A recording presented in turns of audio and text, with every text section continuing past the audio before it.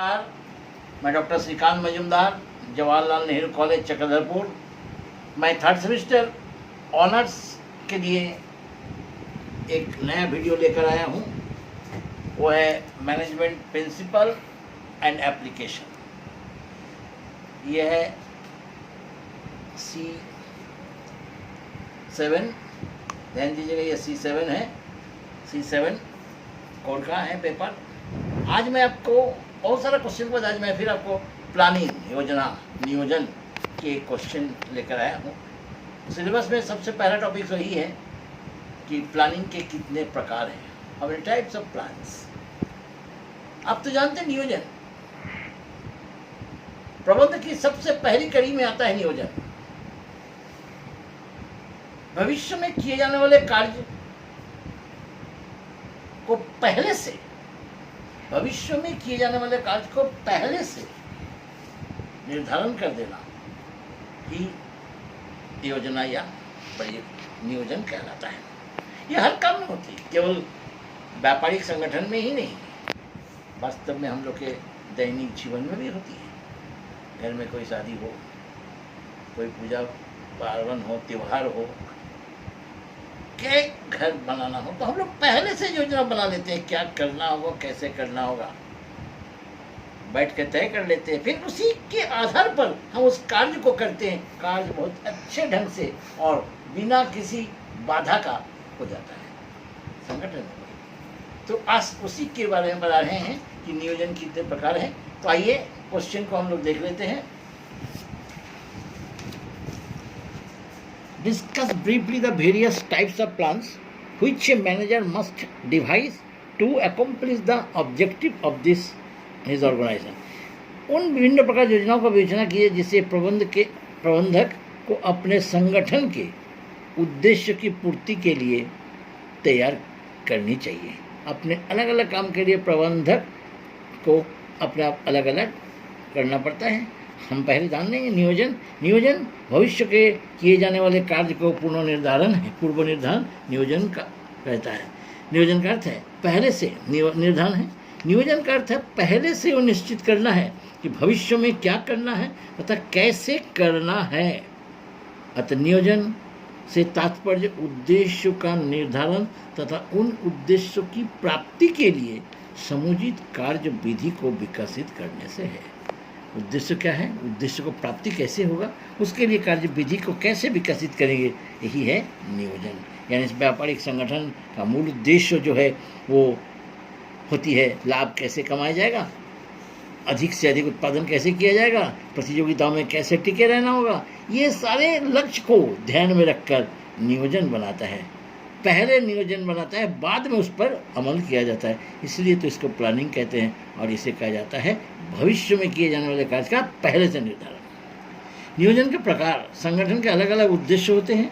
इन उद्देश्यों को पूरा करने के लिए विभिन्न प्रकार की योजना की जरूरत होती है। ये जानते हैं, अलग अलग संगठन के अलग अलग उद्देश्य हैं। कोई लाभ तो कोई जनता की सेवा तो कोई दोनों, इस प्रकार से अलग अलग होती है।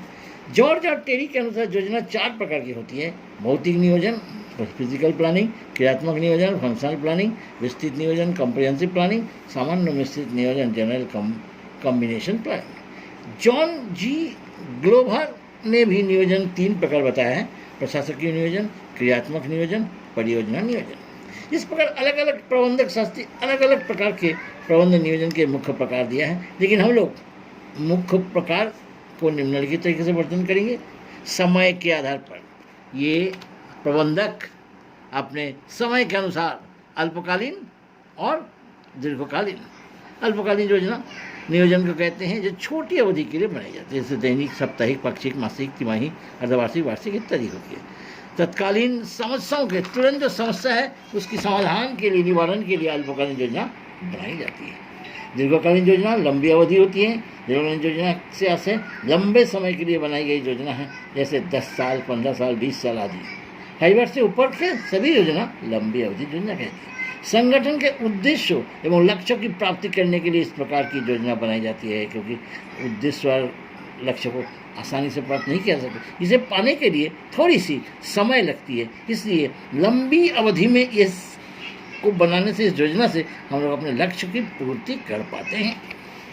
प्रबंध के स्तर के आधार पर, दूसरा प्रबंध के स्तर, अब तो जानते हैं प्रबंध के 3 स्तर होते हैं, top level, middle level, lower level.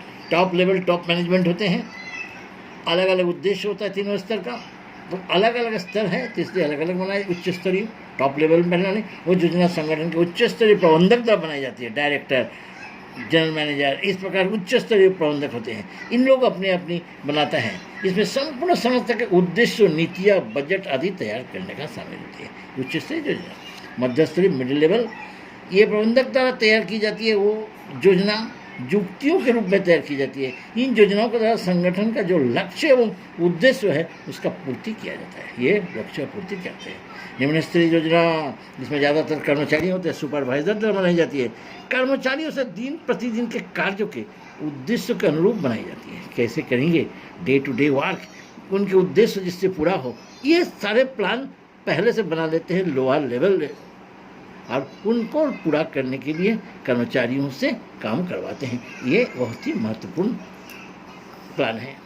ये तो था प्रबंधक, अलग अलग प्रबंधक। उपयोग क्या था? On the basis of use, on the basis of use, इस प्रकार से स्थायी अथवा बार बार उपयोग होने वाली, और स्थायी और बार बार उपयोग होने वाली, और दूसरा है एकल उपयोगी।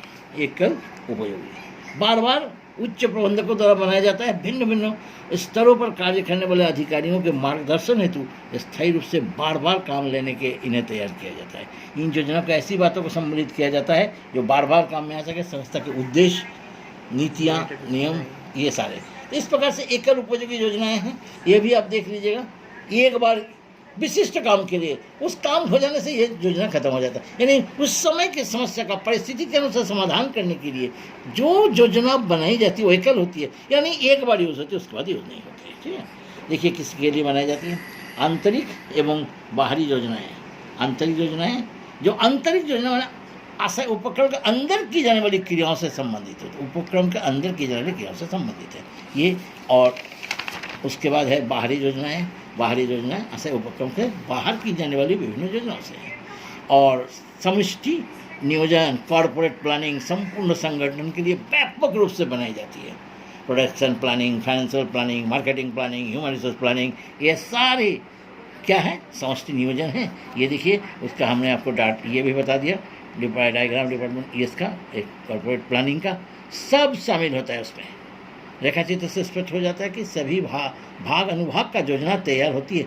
अंत में एक मास्टर प्लान बनता है। एक मास्टर प्लान, इसको हम लोग मास्टर प्लान भी कहते हैं। ये योजना के प्रकार आपके सामने उपस्थित है। इसको अच्छा से देख लीजिएगा, पढ़ लीजिएगा।